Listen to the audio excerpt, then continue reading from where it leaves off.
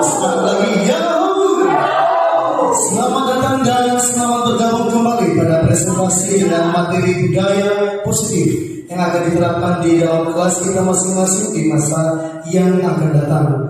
Adapun pembicara kita pada saat ini adalah perkenalkan Ibu Amin Tria Zebua, calon guru penggerak angkatan ke-7 dari SMA Negeri 3 Adapun materi kita pada hari ini masih seputar bagaimana menciptakan budaya positif dalam ruang lingkup belajar mengajar. Kami persilakan kepada presentasi untuk menyampaikan materinya saat ini. Ya, terima kasih kesempatan yang diberikan oleh Bapak April. Dan pada saat ini saya menyapa Bapak Ibu. Selamat sore.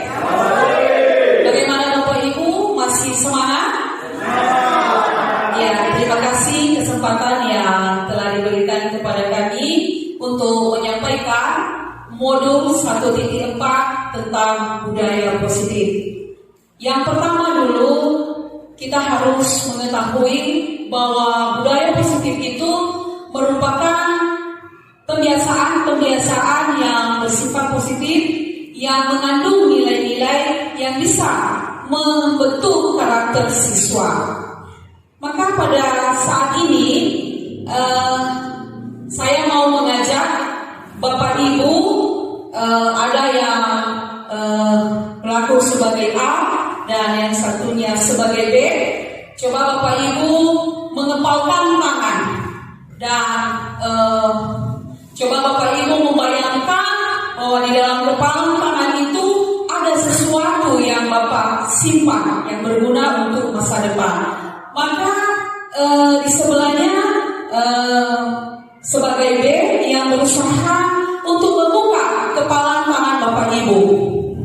Coba Bapak Ibu dulu mempraktekkan bagaimana si B membuka kepalan tangan si A, sehingga apapun yang dilakukan oleh si B dalam hal ini, mau mensugesti Bapak Ibu, mau merayu, mau membujuk sekalipun, mau memberikan sesuatu, asalkan Bapak mau membuka kepalan tangan tersebut, ternyata tidak berhasil dibuka, maka kuncinya bahwa yang mengontrol diri kita itu bukanlah orang lain, tetapi kunci yang mengontrol diri kita itu adalah kita sendiri.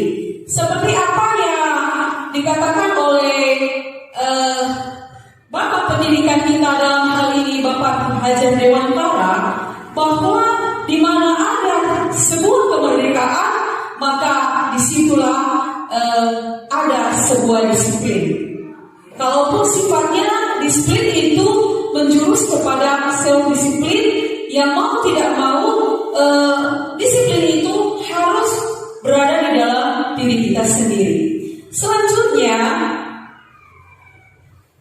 disiplin atau teori disiplin itu yang disampaikan oleh Choice Theory dan oleh William Glasser. Dalam hal ini dia menyampaikan bahwa ada beberapa hal di dalam teori tersebut yang sifatnya intrinsik ataupun ekstrinsik, di mana intrinsik itu berasal dari dalam diri kita sendiri, sedangkan kalau ekstrinsik itu dari luar, berarti ada dorongan dari luar.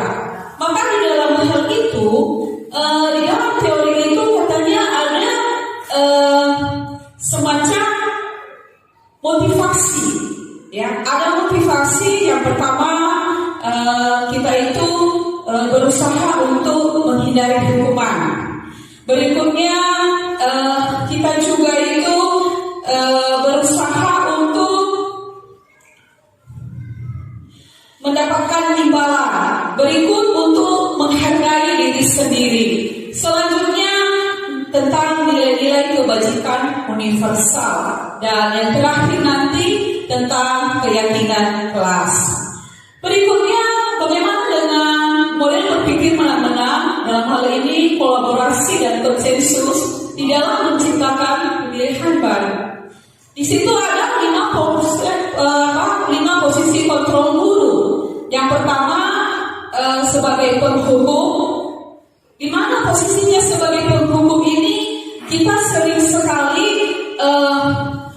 membuat anak-anak ini kita sedikit bersalah, maka kita menghardiknya, kita menunjuk-nunjuknya seperti itu.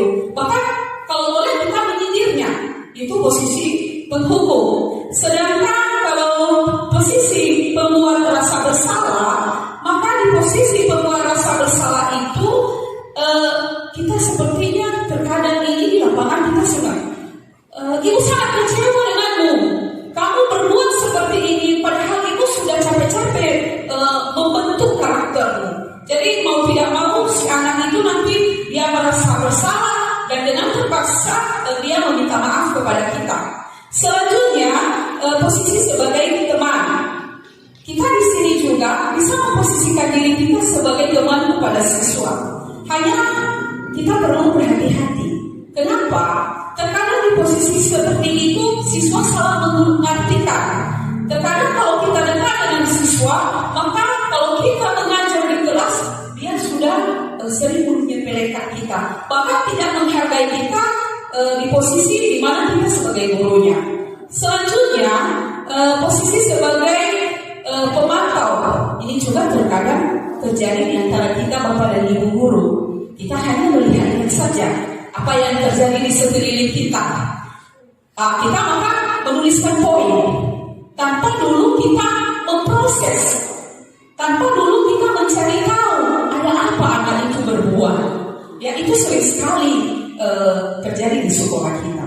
Tetapi mudah-mudahan dengan diterapkannya nanti kurikulum merdeka di awal tahun, mudah-mudahan segala penyelesaian itu bisa membuat anak-anak semakin percaya diri. Berikutnya sebagai manajer, bagaimana kita sebagai seorang manajer terhadap siswa? Ya, kita sebagai seorang manajer itu mungkin nanti di segitiga diskusi kita akan membicarakan bagaimana itu kita menstabilkan identitas, memfasilitasi kebutuhan, dan menyatakan keyakinan kelas. Selanjutnya Bapak dan Ibu, di sana ini ada 5 kebutuhan dasar manusia. Yang pertama, bertahan untuk hidup, penguasaan, kasih sayang, rasa diterima, kesenangan, dan kebebasan. Bila salah satu kebutuhan dasar si anak ini tidak terpenuhi, maka mungkin itu latar belakang kenapa dia membuat sesuatu masalah. Kenapa dia harus tampil beda di antara teman-temannya. Seperti apa yang kita lihat di sini, ada beberapa profil pelajar Pancasila, di mana profil pelajar Pancasila itu bertakwa, berkebinekaan global, mandiri, bergotong royong, kreatif, dan bernalar kritis. Inilah profil pelajar Pancasila yang akan segera kita terapkan di sekolah kita dengan menggunakan kurikulum merdeka. Di sini Bapak dan Ibu, kita bisa melihat bagaimana itu hukuman, konsekuensinya, dan perbedaannya dengan penerapan budaya positif dalam hal ini penyelesaian kasus dalam bentuk segitiga restitusi. Yang pertama, kalau kita menggunakan sistem hukuman, maka siswa itu akan merasa tersakiti. Perilaku agresif semakin meningkat dan tidak akan berjalan bila murid tidak takut. Sama seperti yang kita berlakukan di sekolah kita. Kita saat ini di kurikulum K13 sedang menerapkan poin, sistem poin kepada siswa di dalam mereka melakukan kasus. Contoh, kalau mereka tidak mengerjakan PR matematika sama Bapak SLC, maka poinnya 10. Kalau mereka tidak pakai sepatu warna hitam, maka poinnya 5. Sebetulnya Bapak dan Ibu, kalau kita coba melihat ini konsekuensinya, murid pada dasarnya atau siswa itu merasa tidak nyaman. Penguatan hanya bertahan dalam jangka waktu pendek. Berikut memerlukan monitoring dan supervisi terus-menerus dari guru. Berarti kalau kita lihat siswa kita ini dengan nama peraturan pemberian poin, mereka melakukan segala sesuatu itu cuma karena takut nanti sikit-sikit kena poin. Jadi mau tidak mau mereka harus memperhatikan hal itu. Berikutnya, bagaimana dengan restitusi? Restitusi pada dasarnya itu anak atau murid itu mendapatkan penguatan. Masalah bisa terpecahkan, murid belajar bertanggung jawab untuk perilakunya. Jadi di sana bisa kita melihat perbedaan antara hukuman, konsekuensi, dan restitusi. Inilah posisi kontrol yang tadi yang sudah kami jelaskan dari depan, di mana Bapak Ibu guru itu ada 5 posisinya tadi itu seperti apa yang sudah kami sampaikan. Berikutnya, di sinilah gambarannya segitiga restitusi. Yang pertama, kita harus bisa menstabilkan identitas. Bagaimana cara kita menstabilkan identitas mana supaya dia itu nanti bisa tahu bahwa dirinya itu dihargai. Pertama, kita bisa mengatakan kepadanya bahwa setiap orang itu pasti pernah berbuat salah, dan bahkan kita juga mengatakan bahwa bukan hal satu-satunya yang bisa dilakukan. Selanjutnya, bagaimana dengan kita menanyakan kepadanya tentang keyakinan kelas yang sudah pernah kita buat. Dengan keyakinan kelas yang sudah kita buat sebelum masuknya kita memulai proses pembelajaran di awal semester, kita bersama dengan siswa membuat yang namanya satu keyakinan kelas. Apa itu keyakinan kelas? Merupakan nilai-nilai yang diyakini oleh siswa yang dapat dia lakukan untuk menunjang proses pembelajarannya. Ya, misalnya di bidang studi kami di pendidikan kewarganegaraan, di awal semester yang lalu bersama dengan siswa-siswa yang ada di kelas, kami sudah mencoba membuat tentang keyakinan kelas. Nanti kami akan coba tayangkan videonya. Jadi inilah Bapak Ibu langkah-langkah daripada segitiga restitusi tersebut. Disinilah kita juga bisa melihat bagaimana pembentukan keyakinan kelas, seperti apa yang sudah kami paparkan tadi, bahwa keyakinan kelas itu yaitu lebih bersifat abstrak daripada peraturan dan lebih rinci dan konkret. Berikutnya, keyakinan kelas berupa pernyataan universal, yang mana keyakinan kelas senantiasa dibuat dalam bentuk positif. Berikutnya, keyakinan kelas hendaknya tidak terlalu banyak sehingga mudah diingat dan dipahami dan seterusnya. Jadi, misalnya anak-anak itu membuat suatu masalah, maka dengan adanya keyakinan kelas, kita dapat menyelesaikannya dengan mudah. Kita tidak perlu lagi mengundang orang tuanya untuk datang ke sekolah. Kita cukup memanggil anak dan mencari tahu kenapa dia bisa seperti itu. Karena yang membuat kan bukan orang tua. Kenapa mesti orang tua harus terlibat untuk tanda tangan di atas materi 10.000? Ada apa? Yang jelasnya, Bapak dan Ibu, kita juga sebagai orang tua, kita punya anak, kita sekolahkan, tentu tidak akan kita suruh. Nanti kalau sampai di sekolah, kamu buat masalah ya. Tidak ada seperti itu. Jadi disinilah lebih berperan Bapak Ibu guru mata pelajaran dan guru BK melakukan penyelesaian masalah ini melalui segitiga restitusi, sehingga budaya positif ke depan ini bisa kita terapkan khususnya dulu di lingkungan sekolah kita di SMA Negeri 3 Gunung Sitoli. Bapak Ibu, barangkali itu yang bisa kami tayangkan tentang materi, dan sekarang kami akan memutar sebuah video tentang pembuatan keyakinan kelas. Mungkin ini hanya sebentar saja. Mari kita lihat video pembuatan keyakinan kelas bersama dengan siswa-siswi.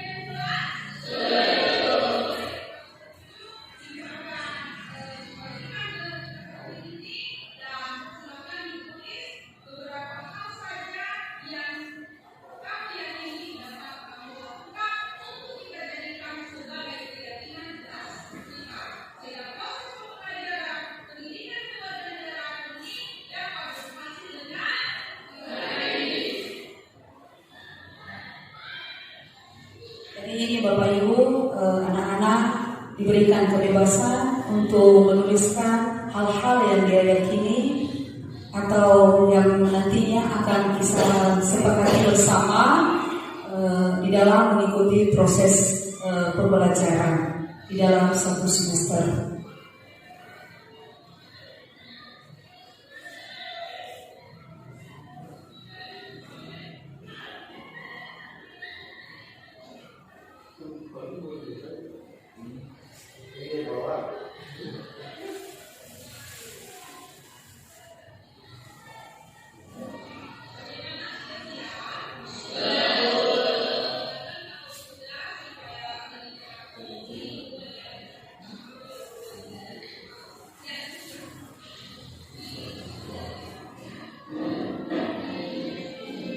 Jadi setelah mereka menuliskan beberapa keyakinan kelas yang menurut mereka mampu untuk mereka lakukan dan mereka yakini, maka setelah itu ditempel di atas.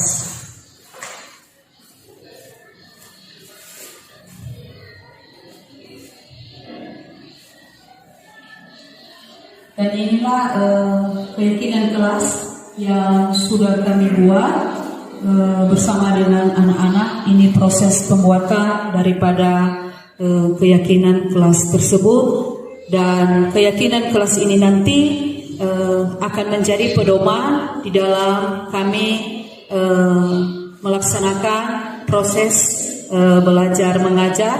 Dan bila juga mereka melakukan sesuatu kesalahan, maka berdasarkan keyakinan kelas ini nanti, kalau kita menyelesaikan masalah mereka dengan menggunakan metode segitiga restitusi, maka kita akan memfasilitasi pertama dulu mengidentifikasi masalah.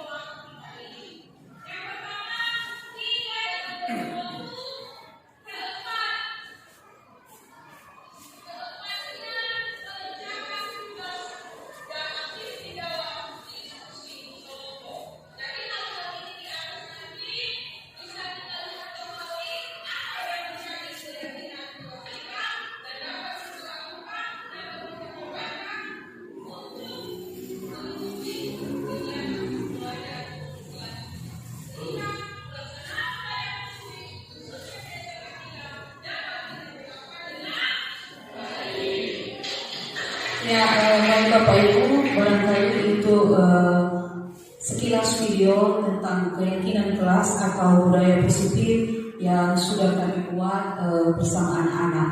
Dan selanjutnya kami akan menayangkan tentang penyelesaian masalah secara restitusi.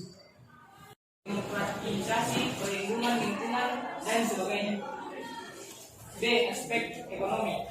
Pengaruh positif efek bagi kehidupan ekonomi diantaranya yaitu: 1. Makin meningkatnya investasi asing atau penanaman modal asing di negara kita.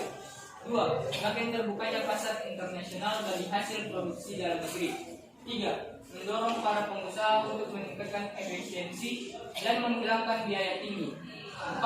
Meningkatkan kesempatan kerja dan devisa negara. 5. Meningkatkan kemakmuran masyarakat. 6. Menyediakan. Jadi Bapak dan Ibu, inilah proses penyelesaian kasus yang terjadi di kelas, di mana pada saat itu siswi ini sedang tidur di les pembelajaran. Maka saya memanggilnya setelah les saya selesai.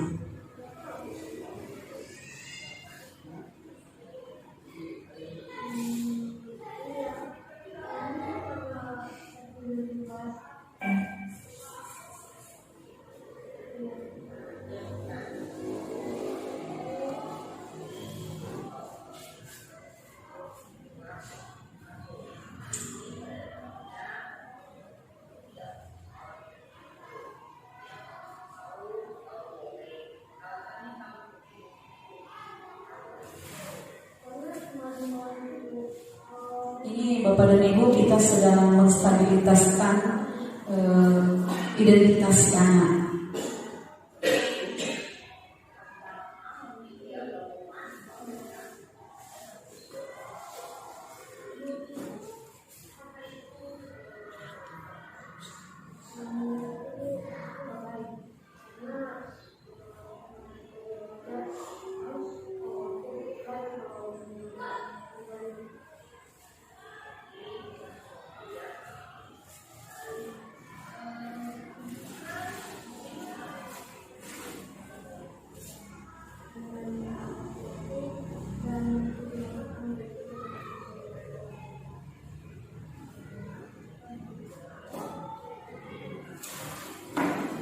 Jadi dalam arti setelah kita menstabilitaskan identitas anak, dalam hal ini kita memberikan semacam kata-kata penguatan kepadanya, dan setelah itu kita menanyakan tentang keyakinan kelas tadi yang sudah kita sepakati dari awal proses pembelajaran, sehingga anak-anak ini tidak merasa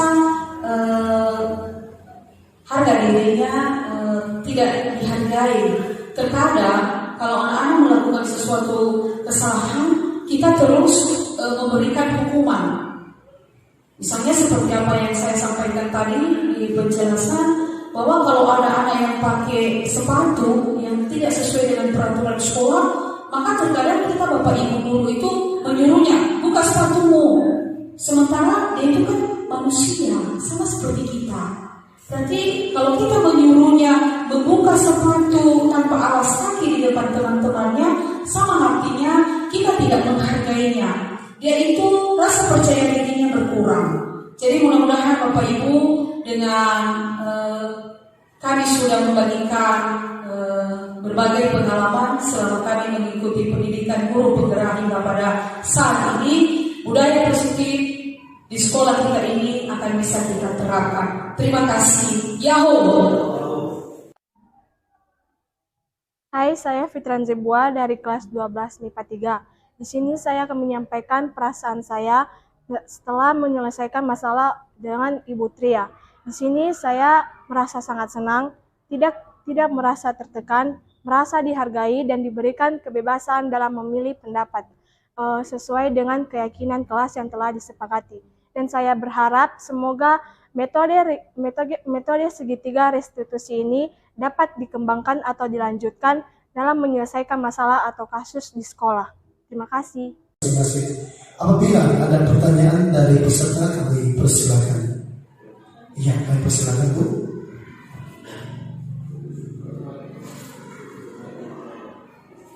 Baik Bu, kami di sini akan bertanya. Tentunya materi yang dipaparkan tadi sangat menarik. Oleh karena itu kami mengajukan pertanyaan, dan yang sudah Ibu jelaskan tadi bahwa ada 5 posisi kontrol. Yang ingin saya tanyakan di sini adalah bagaimana kita seorang guru memposisikan diri sebagai seorang manajer di dalam menghadapi siswa yang sedang berkasus. Itu saja Bu, terima kasih. Baik, ucapkan terima kasih atas pertanyaannya. Kami persilakan pembicara untuk menjawab.